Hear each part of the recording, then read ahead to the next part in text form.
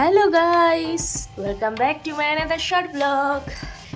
আজকে ঘরে মা নেই, তো দেখো আমরা ভাত বসিয়েছি, এদিকে আমি রুটি বানাচ্ছি। আজকে ডক্টরের কাছে দেখাতে যাবে, তাই জন্য কালকে মামা বাড়ি চলে গেছে বারাসাত।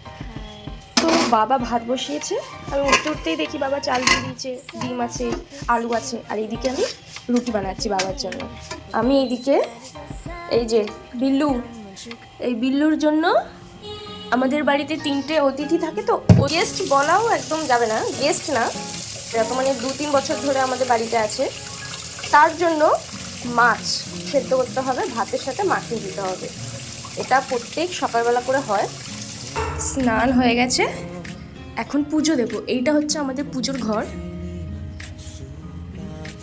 3তলাতে মন্দির বানিয়েছে, দেখো কি সুন্দর লাগছে।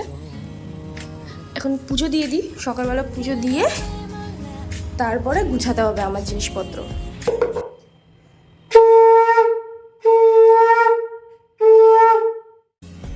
রান্না হয়ে গেছে, এখন খালি নিজেকে তৈরি করতে হবে যাওয়ার জন্য। বেশি কিছু করবো না, যেমনি নর্মাল করি একদম।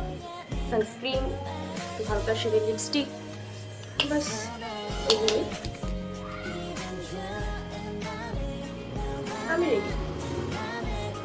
আমি রেডি হয়ে গেছি। এইবারে যেটা করতে হবে, এই মেয়ামেয়াদের না খাওয়াতে হবে, তো এটাই আমার সব থেকে মানে বড় টাস্ক। দেখি কি করে করি। চিনা কই চিনা, আয় আয় চিনা, এই দে দে দে দে দে, এই দেখ তোর মারা চলে এসে, আয় আয় তু তু তু তু তু আয় আয় আয় তু তু তু, দাঁড়া মাখিয়ে দেবো, ভাত মাখিয়ে দেবো। এই যে রাজার বেটা চলে এসছে, আয় চিনা, ভাতটা মাখিয়ে দেবো। এই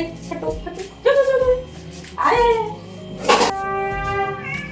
এই দেখো রাজার বেটা কোথায় উঠেছে, দেখো দিচ্ছি দিচ্ছি দিচ্ছি।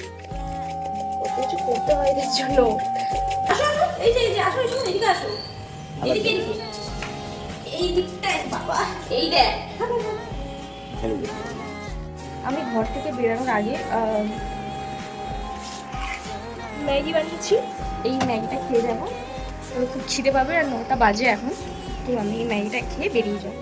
সব কাজ কমপ্লিট করে আমি ডিউটির জন্য বেরিয়ে যাচ্ছি, তো দেখা হবে নেক্সট ব্লগে।